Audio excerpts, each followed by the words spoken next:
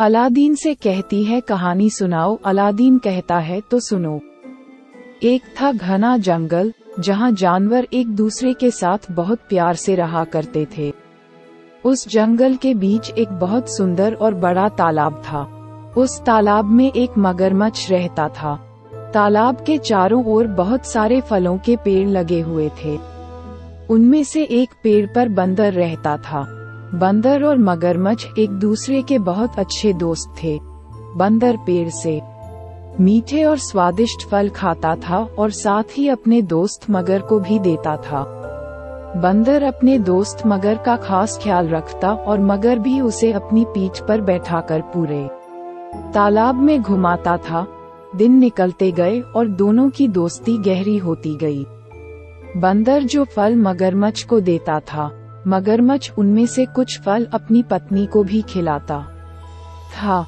दोनों फलों को बड़े ही चाव से खाते थे। बहुत दिनों के बाद एक बार मगर की पत्नी ने कहा कि बंदर तो हमेशा ही स्वादिष्ट फल खाता रहता है, जरा सोचो उसका कलेजा कितना स्वादिष्ट होगा। वह मगर से जिद करने लगी कि उसे बंदर का कलेजा खाना है। मगर ने उसे समझाने की कोशिश की, लेकिन उसने नहीं माना और वो मगर से रूठ गई। अब मगर को न चाहते हुए भी हाँ बोलना पड़ा। उसने कहा कि वो दूसरे दिन बंदर को अपनी गुफा में लेकर आ जाएगा, तब उसका कलेजा निकालकर खा लेना। इसके बाद मगर की पत्नी मान गई।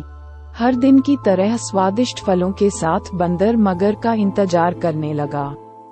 कुछ ही देर में मगर भी आ गया और दोनों ने मिलकर फल खाए। मगरमच्छ बोला कि दोस्त, आज तुम्हारी भाभी तुमसे मिलना चाहती है। चलो, तालाब की दूसरी ओर मेरा घर है, आज वहाँ चलते हैं। बंदर झट से मान गया और उछलकर मगर की पीठ पर बैठ गया। मगर उसे लेकर अपनी गुफा की ओर बढ़ने लगा। जैसे ही दोनों तालाब के बीच पहुँचे, मगर ने कहा कि मित्र, आज तुम्हारी भाभी की इच्छा है कि वो तुम्हारा कलेजा खाए। ऐसा कहकर उसने पूरी बात बताई। बात सुनकर बंदर कुछ सोचने लगा और बोला, मित्र, तुमने मुझे ये पहले क्यों नहीं बताया? मगर ने पूछा, क्यों मित्र, क्या हो गया? बंदर बोला कि मैं अपना कलेजा तो पेड़ पर ही छोड़ा हूँ, तुम मुझे वापस ले चलो तो मैं अपना कलेजा साथ में ले आऊंगा। मगर बंदर की बातों में आ गया और वापस किनारे पर आ गया।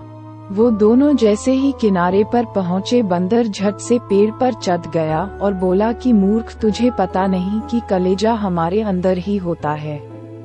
मैं हमेशा ही तुम्हारा भला सोचता रहा और तुम मुझे ही खाने चले थे।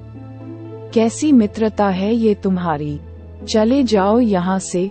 मगर अपनी करनी पर बहुत शर्मिंदा हुआ और उसने बंदर से माफी मांगी, लेकिन अब बंदर उसकी बातों में नहीं आने वाला था। कहानी से सीख। इस कहानी से हमें ये सीख मिलती है कि संकट के समय हमें घबराना नहीं चाहिए। मुसीबत के समय अपनी बुद्धि का उपयोग कर उसे दूर करने का उपाय सोचना चाहिए। कहानी से कुछ सीखे हो कि नहीं, कमेंट करो और रोज कहानी सुनने के लिए सब्सक्राइब कर लो। जय हिंद।